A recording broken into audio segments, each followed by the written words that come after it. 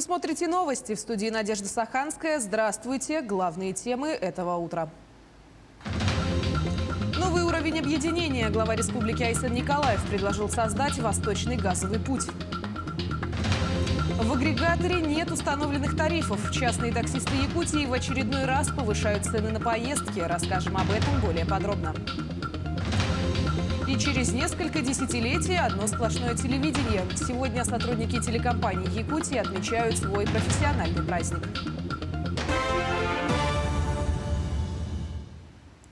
Глава Якутии Айсен Николаев в рамках Петербургского международного газового форума выступил с инициативой создать экологичный и эффективный маршрут для техники на газомоторном топливе, который объединит территории 11 регионов Дальневосточного и Сибирского округов – Восточный газовый путь. По его словам, реализация такого проекта поспособствует созданию глобального и конкурентного маршрута, логистических и заправочных центров, снижению карбонового следа, а также улучшению условий для водителей и туристов во время междугородних поездок. Концепция Восточного газового пути предполагает создание сети газозаправочных станций, обеспечивающих бесперебойное сообщение на транспорте с газобаллонным оборудованием и организацию поставок газового топлива между регионами. В Удачнинском горно-обогатительном комбинате происходят очередные изменения на производстве. Сейчас в комбинате внедряют систему, которая позволяет следить за уровнем воды в хвостохранилище дистанционно. Как это изменит работу гидротехников и как скажется на предприятии, расскажем в следующем сюжете. Измерить уровень воды в скважинах хвостохранилища, температуру грунтов, проанализировать и сравнить с критериями безопасности. Все эти показатели в комбинате раньше узнавали путем длительных замеров. С внедрением автоматизированной системы мониторинга гидротехнологи избавились от этой необходимости. Работать теперь комфортнее, а главное – безопаснее.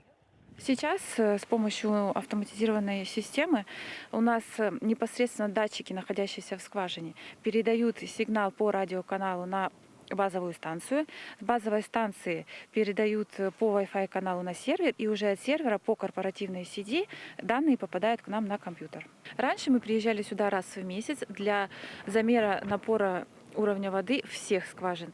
Сейчас мы это делаем реже, только в конкретных скважинах, которые нас интересуют.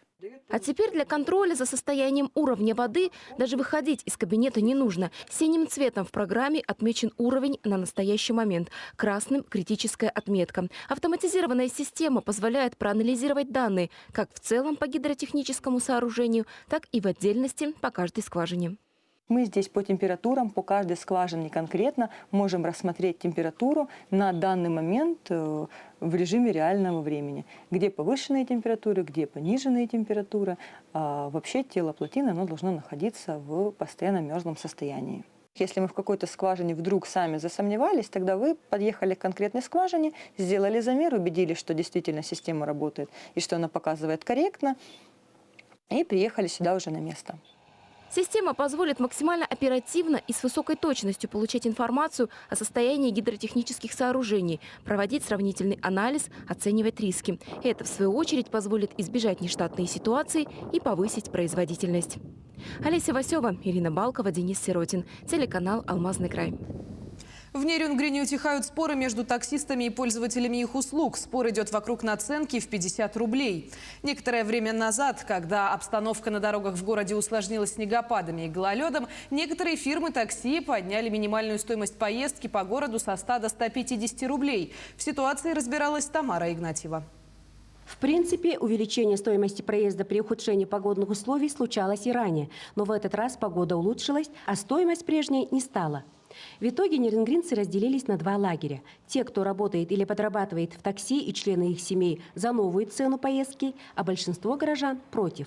Обе стороны выдвигают мотивированные обоснования своему мнению. Это подорожание бензина, во-первых, которое еще дальше будет дорожать. Это амортизация машины, которая на данный момент здесь в городе стоит очень дорого в связи с дорогами, которые здесь есть. То есть машина разбивается за 1,5-2 месяца, ходовая часть полностью. Это стоит немаленьких денег в этом городе. Горожане же, в свою очередь, настаивают на том, что рост цены сразу в 1,5 раза – это перебор. Бензин, мол, настолько дороже не стал. На мой взгляд, в нашем городе некуда ездить за такую сумму – 150 рублей. Я против.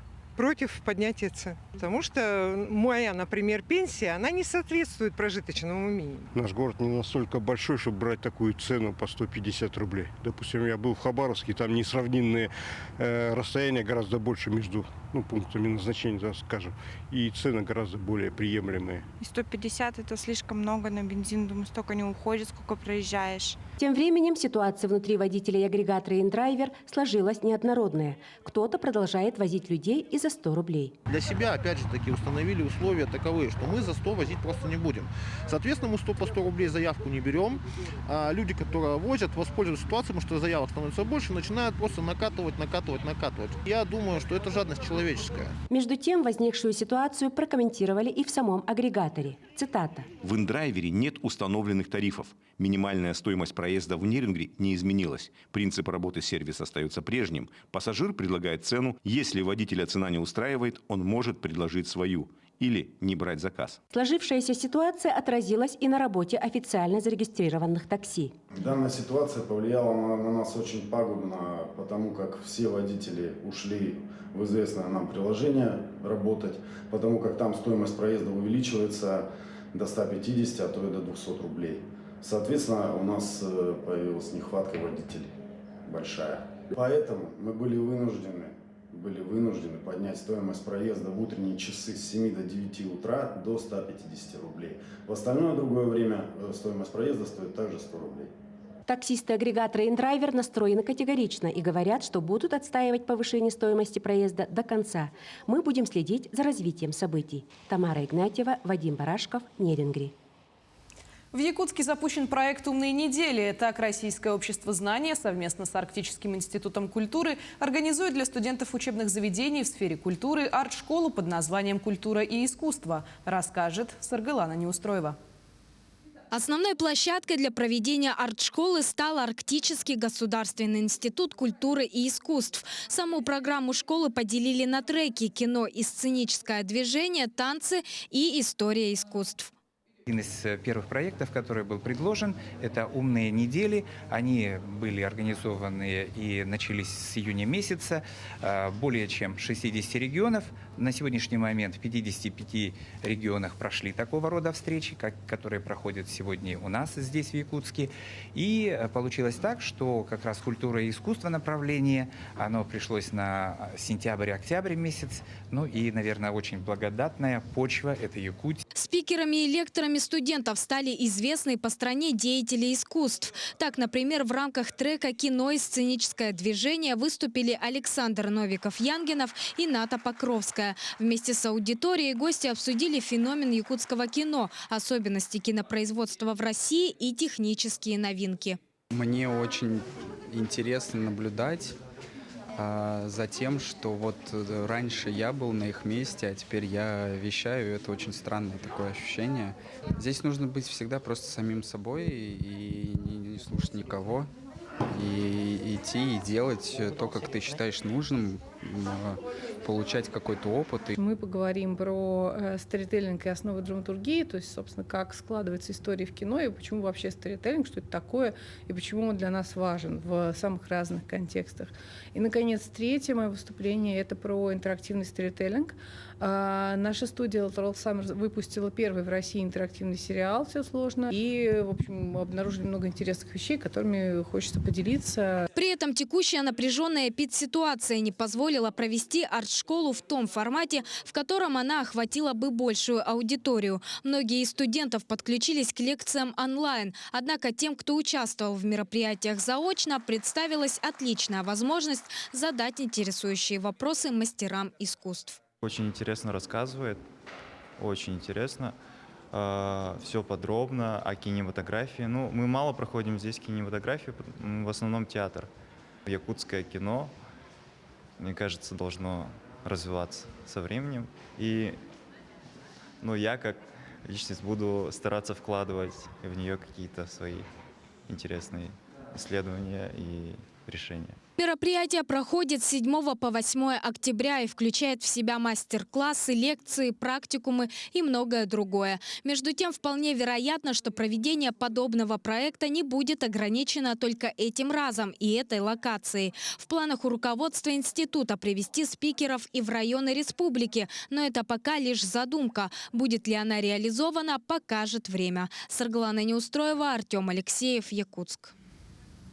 Сегодня день якутского телевидения. 58 лет назад, 8 октября, в эфир вышла первая регулярная программа. Сегодня национальная вещательная компания «Саха» – одна из крупнейших региональных теле- и радиовещательных компаний России. Надо отметить, что телевидение для Якутии не просто видеокартинка со звуком, а нечто большее. Ведь это явление пришло к якутянам не из Москвы, а поначалу 4 года якутское телевидение самостоятельно представляло жителям республики технический прогресс, пока в 1967 году не появилось центральное вещание. Сегодня телевидение Якутии объединяет целое семейство телеканалов. Это НВК «Саха», «Мамонт» и телеканал «Якутия-24». А вещание ведется на 2 государственных языках и языках коренных малочисленных народов. В Ленском районе вот уже несколько лет выращивают виноград. Семья Серкиных, Дмитрий и Лидия, самостоятельно выводят сорта для этой экзотической для северных широт ягоды. А заниматься таким редким растениеводством фермеры начали еще 19 лет назад. На протяжении 8 лет адаптировали саженцы и только после этого стали получать первые плоды. Помимо винограда, Серкины выращивают картофель, и на приусадебном участке у них целое разнообразие ягод. На реализацию виноград не поставляют, негде хранить. Дмитрий мечтает о том, чтобы каждый житель в Якутии мог выращивать виноград, и для этого ему необходимо помещение, где можно хранить саженцы. Но построить такое на пенсию пока нет возможности. Очень скромные люди, и пока у них не стал получаться очень хороший урожай, они никому не афишировали и не приглашали. 8 лет у него ушло на то, чтобы он вот этот вот виноград начал получать хороший урожай. И, первый год, они там сказали, у нас было 4 ведра этого винограда, сорт этот винный. Результативные действия якутянина Артема Соколова помогли сборной России сыграть в ничью с хорватами в матче первого тура международного турнира по футболу среди юношеских команд. Встреча прошла в Загребе и завершилась со счетом 3-3. Соколов провел на поле 81 минуту и отметился 2 голевыми передачами. Добавим, что якутянин имел возможность записать на свой счет и взятие ворот. Однако мяч после его удара с 11-метровой отметки отразил голкипер соперника. На данный момент в активе Соколова 11 голов в составе сборной. В следующем туре российские футболисты встретятся с командой Болгарии. Матч пройдет завтра. Итоги турнира будут подведены 12 октября. От имени телеканала «Якутия-24» поздравляем уважаемых коллег и дорогих зрителей с Днем якутского телевидения. К этой минуте у меня все. Мы продолжим говорить о новостях здесь, на «Якутия-24». Оставайтесь с нами.